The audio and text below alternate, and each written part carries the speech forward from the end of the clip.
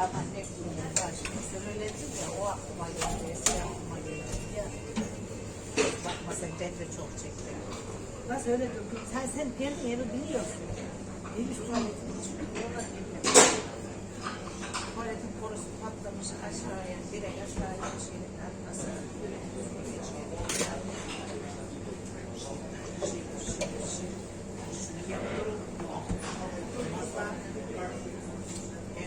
Hadi siz de bugün yarın bir şey daha olacak. Zeynep'e bir patlayacağım.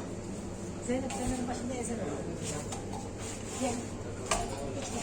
3 milyar 550'yi almayabiliyorsa sadece bunu yapalım.